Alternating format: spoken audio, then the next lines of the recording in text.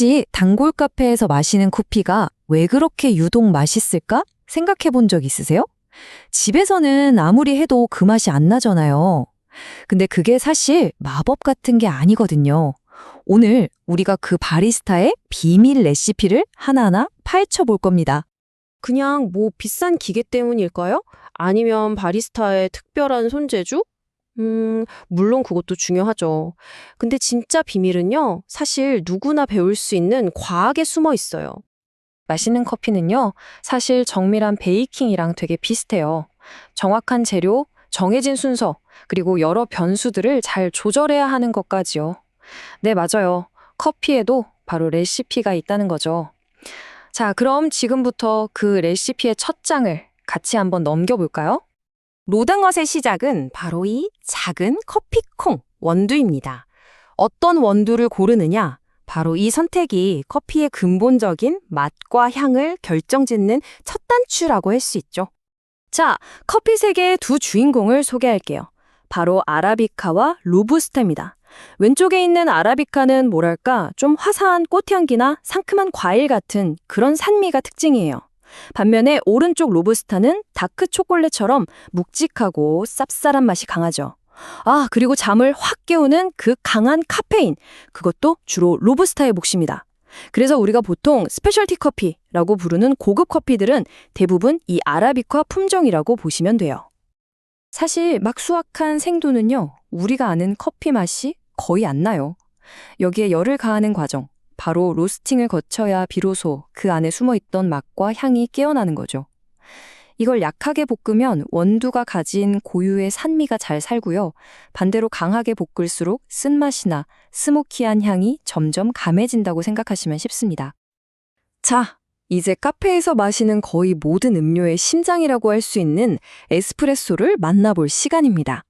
우리가 좋아하는 라떼, 카푸치노, 아메리카노 전부 다 이 에스프레소에서 시작되거든요. 에스프레소는 정말 독특한 추출 방식이에요. 여기서 진짜 중요한 포인트 하나 짚고 넘어갈게요.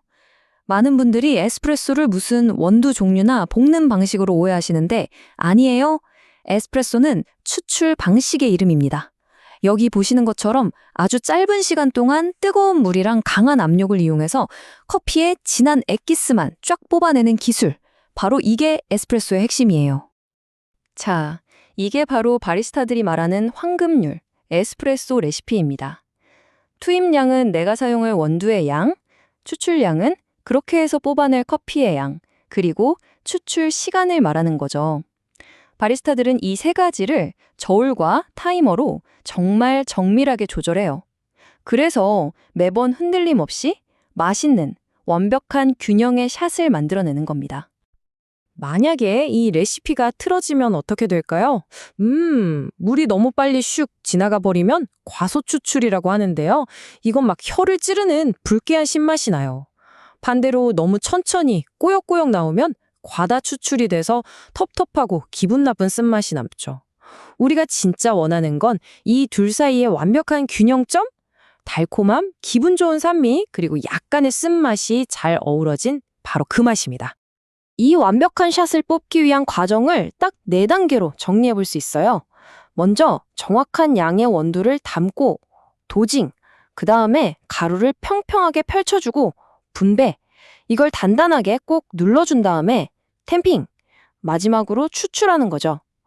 되게 간단해 보이지만 이 각 단계마다 정말 중요한 이유가 숨어 있습니다.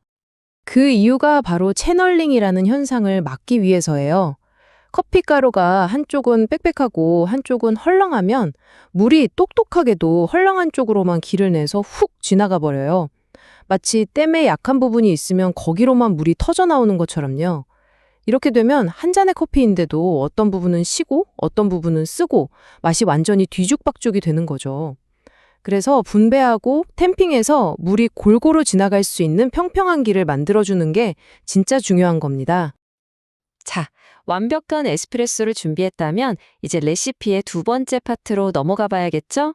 바로 카푸치노나 라떼에 들어가는 정말 실크처럼 부드러운 스팀 밀크를 만드는 기술입니다. 맛있는 카페라떼의 비밀은요, 바로 이 마이크로폼에 있어요. 숟가락으로 푹 뜨면 몽글몽글하게 남는 그런 뻣뻣한 거품 말고요. 에스프레소랑 아주 부드럽게 섞이는 눈에 보이지 않을 정도로 정말 미세하고 고운 입자의 거품을 말하는 거예요. 목표는 뭐랄까, 마치 페인트처럼 반짝반짝 윤기가 흐르는 그런 질감입니다. 이 마이크로폼은요, 이런 단계를 통해서 만들어져요.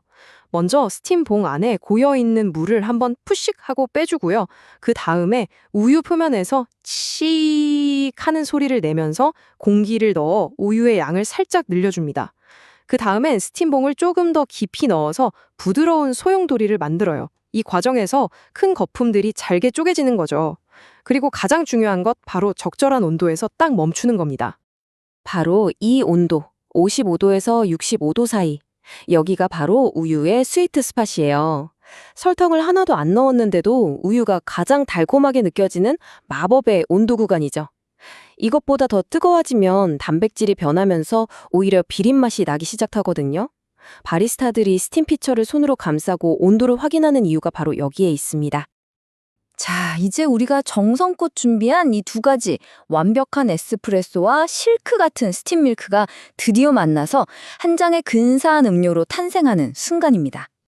대표적으로 카푸치노를 한번 볼까요? 완벽한 카푸치노는 에스프레소, 스팀 밀크, 그리고 우유 거품, 이 세 가지가 정말 아름다운 조화를 이뤄해요. 여기 차트를 보시면 그 황금 비율을 알 수 있는데요. 보통 에스프레소 1에 스팀 밀크 3, 그리고 우유 거품 2 정도의 비율일 때 가장 풍부하면서도 부드러운 맛을 즐길 수 있습니다. 자, 오늘 우리는 카페 커피에 숨겨진 비밀 레시피를 함께 들여다봤습니다. 이제 이 지식은 온전히 여러분의 것이에요. 앞으로 여러분의 커피 생활에 이 레시피를 한번 활용해 보세요. 이것만 기억해 주세요. 정말 훌륭한 커피는요, 누구나 따라할 수 있는 레시피라는 과학, 그리고 맛을 보면서 미세하게 조절하는 감각이 만났을 때 탄생합니다. 오늘 배운 이 과학적인 원리를 바탕으로 이제 여러분의 감각을 한번 더해보는 거죠. 이제 여러분은 그냥 커피를 마시는 게 아니라 그 한 잔에 숨어있는 신맛, 단맛, 쓴맛의 과학을 이해하게 되신 거예요. 아마 다음번에 카페에 가시면 이 커피는 산미가 되게 기분 좋게 느껴지네? 라거나 이 라떼는 우유 온도가 정말 완벽한데? 하고 느끼실 수 있을 겁니다. 자, 여러분의 다음 커피 한 잔에선 또 어떤 새로운 맛과 향이 기다리고 있을까요?